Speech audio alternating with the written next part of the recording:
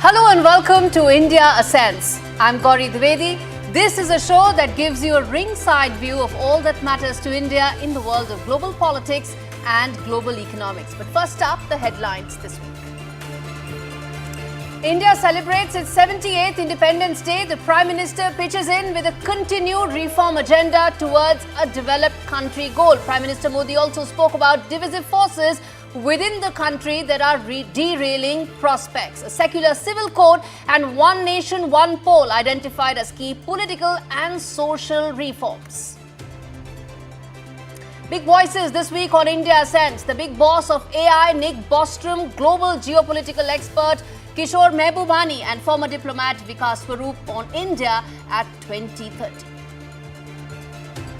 Seventh round of talks between US and Israel spy chiefs since the Israel-Hamas war broke out on 7th of October last year. Egypt and Qatar are brokering the current peace talks, even as death toll in the ongoing war may have crossed 40,000 mark. Remains to be seen if any truce will stop the retaliation that Iran has vowed after Israel carried out twin assassinations. Ukraine's assault of Russia's Kursk region has made it the largest incursion into Russian territory since the Second World War. Ukraine claims it now is in control of 1,000 square kilometers of Russian territory. Russia has announced a state of emergency. And the World Health Organization has declared the outbreak of monkeypox or Mpox as a public health emergency of international concern, with Sweden and Pakistan reporting a case each. China has said it will monitor individuals and persons entering the country for the next 6 months.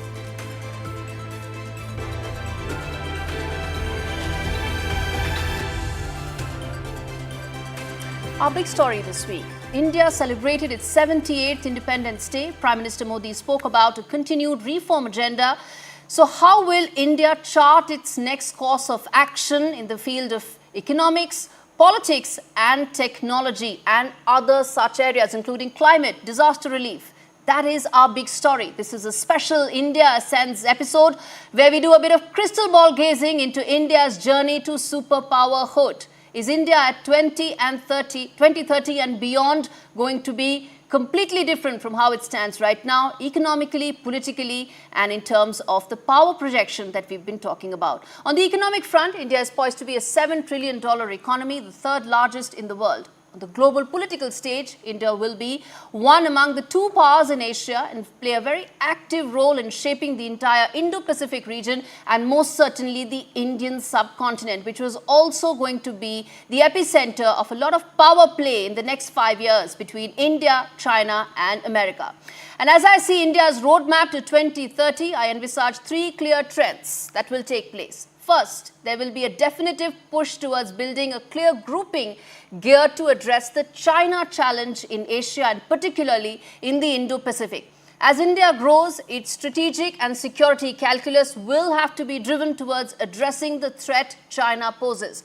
The grouping could be either the existing Quad with a clearly defined territory charter against China, or even a Quad Plus where ASEAN countries could formally be part of it. Remember, ASEAN actually faces a lot of the threat that China poses on waters. The second trend will be a more mature and deeper naval presence in the Indo-Pacific and a clear power projection in Asia.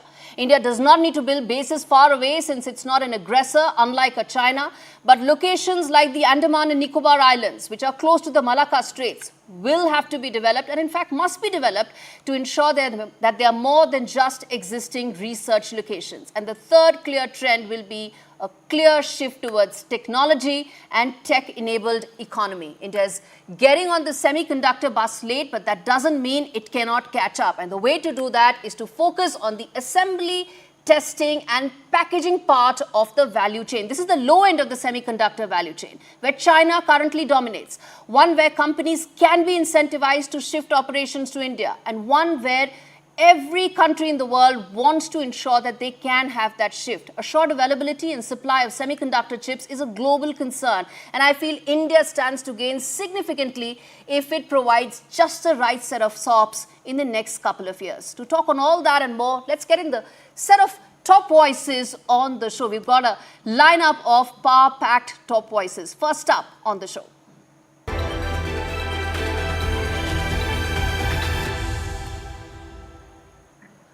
Kishore Mahbubani, Distinguished Fellow at the Asia Research Institute, joins me to talk about what could India be in the next couple of years and the India-China power equation as well. Mr. Mahbubani, thanks so much for speaking to me on India Sense. So my first question, what do you think should be India's moves going forward, directions in Asia and in its neighborhood in the next couple of years that could define its position in the Indian subcontinent? Well, I'm extremely optimistic for India. You know, there are 193 countries in the world. It's actually quite surprising that the list of countries the number of countries out of 193 countries for which you can feel strongly optimistic for is not very great. But India is on top of the list of countries that you can feel optimistic for. And India's growth is just beginning. You know, it's like where China was in the 1980s, 1990s, and then you saw subsequently how fast China grew. So India is approaching its takeoff phase for its development. And like many people, I'm optimistic for the future of India. Mr. Mahbubani, I am very optimistic about this, about India's prospects. And that's exactly my next question, which is that you've talked about China and the long game that it plays. How do you see the India-China equation going forward? Because we're talking about a rising India, a growing India, and a slowing China. The two trends coming together. Well, I think the India-China relationship is one of the most important bilateral relationships in the world by far. And I think if India and China can maintain peace and keep on growing economically, both of them, then frankly, we will have the Asian century that I've spoken about. You know, my book, The Asian 21st Century, when the German publisher published it, I asked them how many downloads you expect. They said, we'll be happy if we get 20,000 downloads. But instead of 20,000 downloads, there have been 3.6 million downloads in 160 countries. So it shows you the world is psychologically preparing for an Asian century. But for that Asian century to come about, the two Asian giants, China and India, must be able to get along. And I can tell you that many of the countries in Asia are worried about the China-India relationship, and they hope that there'll be some kind of stability.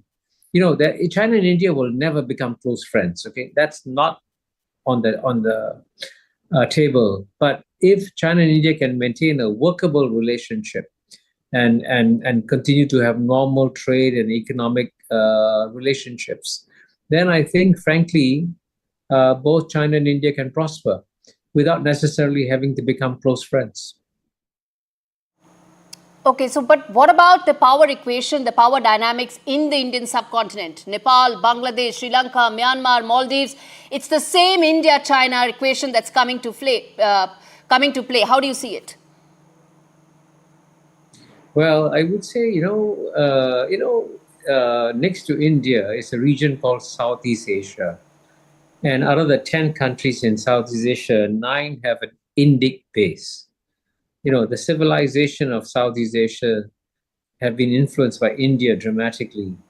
And most Indians are not aware that the most successful regional cooperation organization in the world is in Southeast Asia.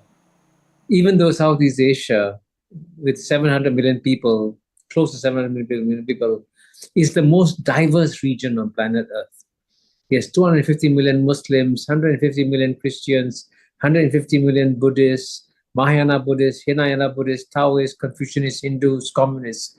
It's a remarkably diverse region, and yet that is growing incredibly fast. Okay? And I'll give you one statistic. In the year 2000, Japan's economy was 8 times the size of ASEAN's economy. 8 times in 2000. Now it's 1.2 times bigger. By 2030, ASEAN will be bigger than Japan, which was the second largest economy in the world. So there are parts of Asia that are growing and thriving and doing very well. And there are huge economic opportunities for India in Southeast Asia. There's also a region where there are deep American interests. How do you see America in this power dynamics in this region? Well, I can tell you that ASEAN, when it was created in 1967, was attacked as a pro-American organization. In fact, both China and the Soviet Union condemned the creation of ASEAN in 1967. And sure enough, ASEAN has amazingly managed to maintain close ties with the United States of America and managed to maintain close ties with uh, China also. And you know, the United States has invested more in the ASEAN region than it has in China, Japan, South Korea, and India combined. That's an amazing statistic. Amazing. So it shows you, and at the same time, the China ASEAN trading relationship is the largest trading relationship in the world. It came to almost $1 trillion in 2022. So you can see, therefore, that Southeast Asia has learned to handle the relations with both China and the US extremely well.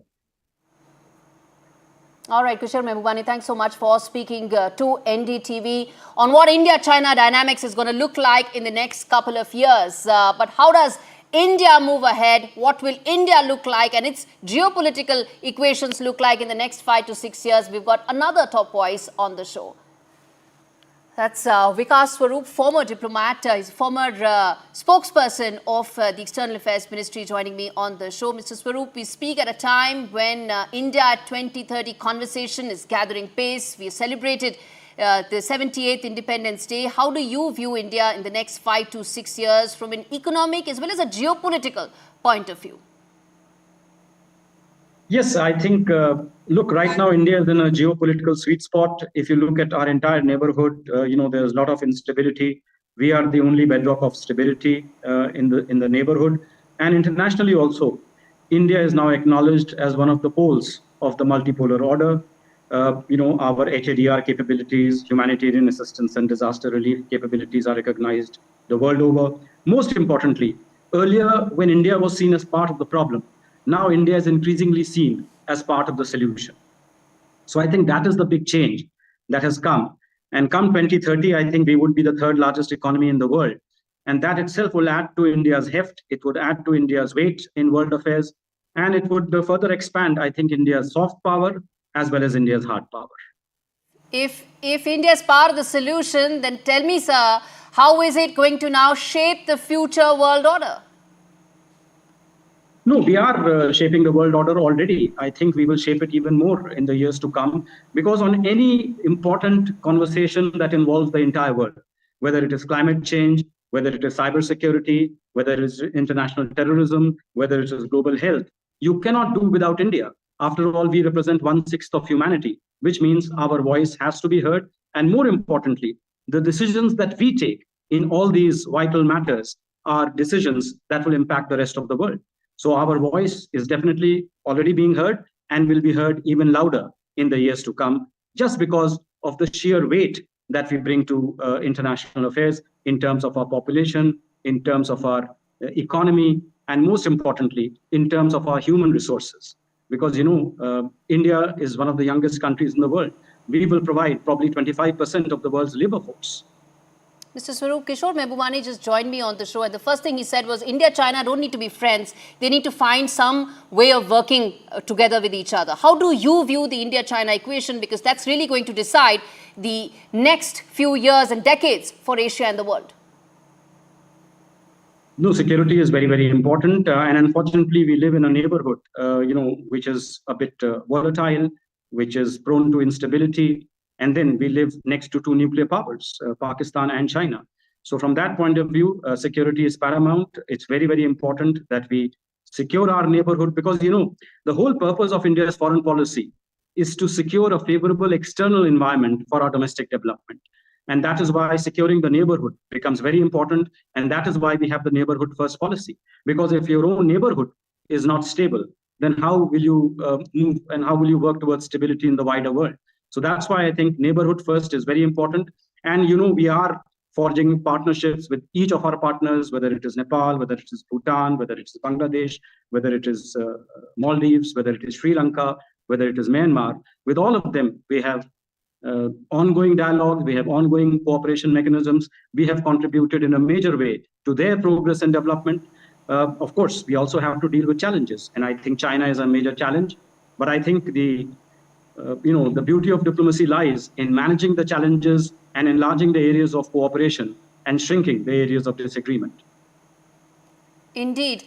And for the next 5, 6 years or 10 years maybe, for India to actually take leadership of Global South, how important will be areas like climate change and disaster relief where India needs to lead from the front? Climate change is obviously, I think, the foremost challenge facing the world at the moment, because as the UN Secretary General has warned, we are on a catastrophic path to almost 2.3 degrees centigrade warming, which would mean absolute catastrophe for not only the human ecosystem, but also the animal ecosystem, the plant ecosystem. And that's why, agreements like we had during the Sharm el-Sheikh summit, during the Glasgow summit are important. We have to phase down our use of fossil fuels. We have to increase our use of green energy. We have to, try and make development as sustainable as possible. And I think India is taking a leading role in this. Some of the world's largest solar plants are coming up in India. We have massively upscaled our own use of renewable energy. And I think Prime Minister Modi's vision of this lifestyle for environment is very, very important. Climate change is not just an issue of global warming. It is also an issue of our lifestyle choices. If our lifestyle choices are going to be such, which are going to contribute to global emissions, then, whatever we may do, we are not going to be in a good position. And that's why it's important that we change our own lifestyle. We try to live in harmony with Mother Nature and try to adopt climate-friendly policies, programs, and of course, our own daily schedules in sync with the environment. Ambassador Swarup, thanks so much for speaking to me on NDTV. Well, as far as India at 2030 is concerned, it will be defined by India's economic transformation. That, I think, is the most important. 7 trillion, 10 trillion, whatever it may be, that's really going to be the big game changer. It will allow us to be a player in the global supply chain. It will allow us to attract big-ticket manufacturing. Prime Minister Modi, in fact, spoke about reforms. He said this the most in his 11th Independence Day speech, and he said it needs to follow through, whether it is in reforms in agriculture, manufacturing or education, skilling, all that needs to follow through for us to get there to the vision of India at 2030. Add to it the port connectivity, which I feel is most important. Presently, 7 out of the top 10 ports in the world are owned by Chinese companies. That's the reason why they have the export growth that they do. By 2030, India should have at least 2 or 3 major ports in the world. The SEZs around these ports could be the catalyst to push the big-ticket exports. And this will ensure that India becomes part of the global supply chain. Plus, climbing the tech ladder to be part of the high-tech manufacturing story is really going to get us to that India at 2030 vision.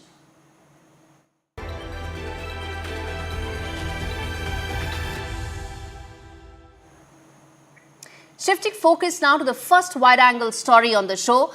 Whether peace has a chance or not in the 10-month-long Israel-Hamas war, we're going to know that in the next couple of days. It started after Hamas's horrific October 7th attacks on Israel, but now all parties are desperately seeking a truce. They all need it.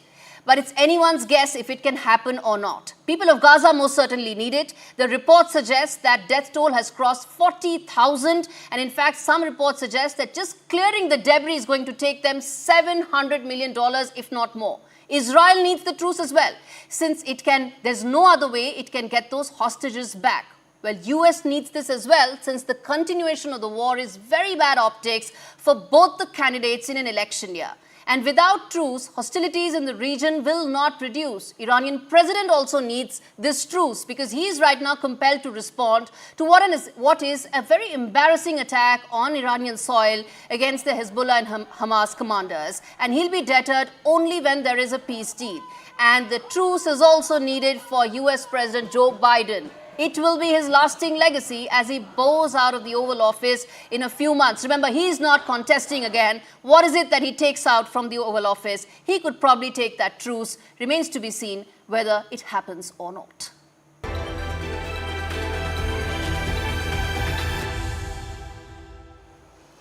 The second wide-angle show on India Ascends today. with 194 million followers on X, anything that Elon Musk says has the power to multiply manifold.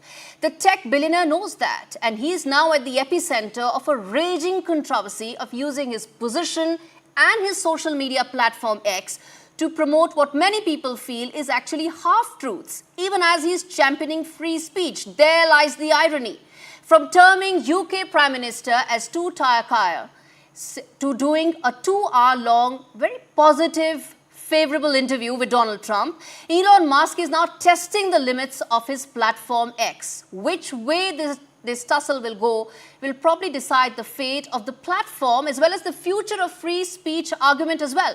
Remember, UK doesn't have the First Amendment, which means that people actually get jailed. They can get arrested for what they say. And that's happening. When the protests happened in the UK, a lot of people did get jailed for just that. And the question that we're asking today at Wide Angle is that will Musk start a larger overhaul of the free speech laws in Europe, or could he be one of those who could be facing possible imprisonment for violating the existing laws? Only time will tell which way this goes.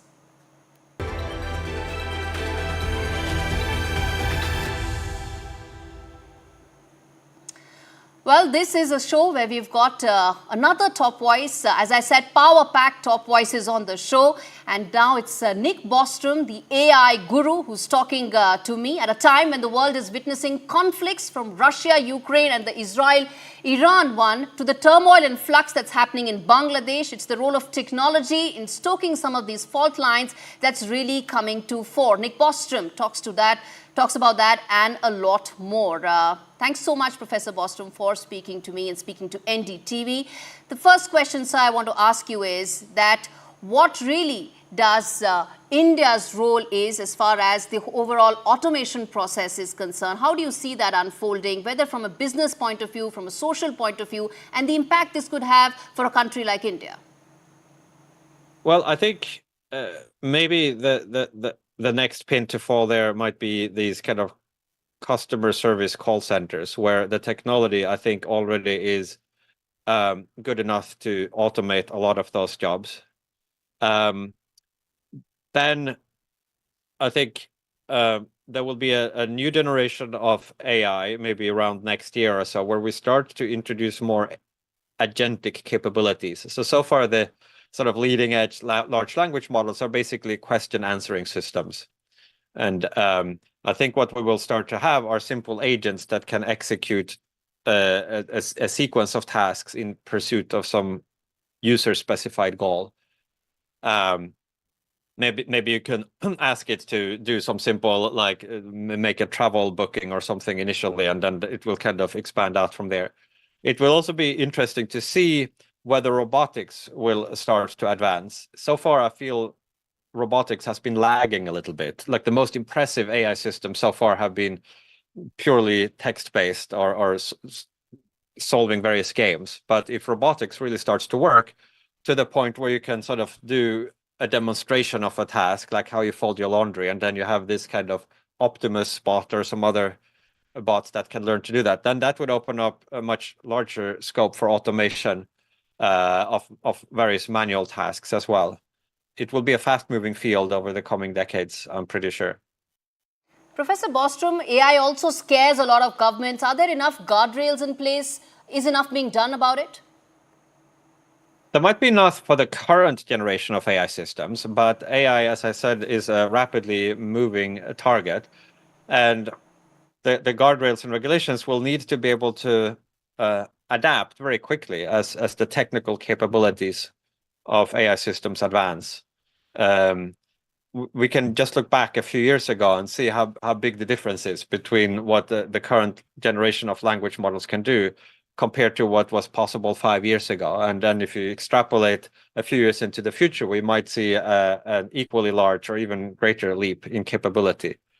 So I think regulators will need to be very fast moving and keep informed, and we shouldn't imagine that we could sort of now define the ideal regulatory solution, put that in place, and then sit back and watch things unfold. This will need to be adapted almost in real time.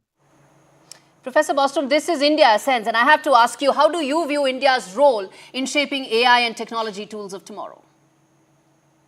Yeah, so I'm not an expert on India. I know it has a strength in software, and I think that could be leveraged to. I mean, ultimately, AI is kind of software. You need big chips to run it, but I think there is an opportunity there to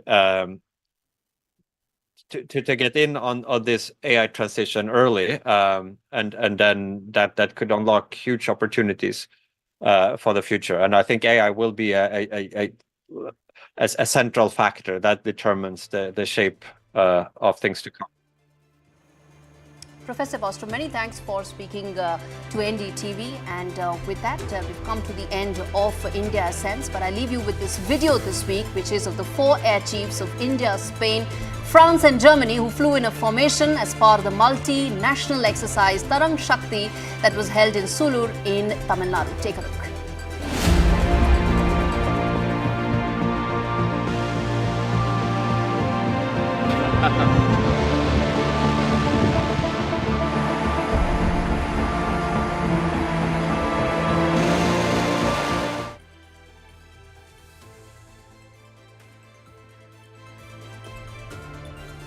With that, it's a wrap on this very special edition of India Ascends. Thanks so much for watching.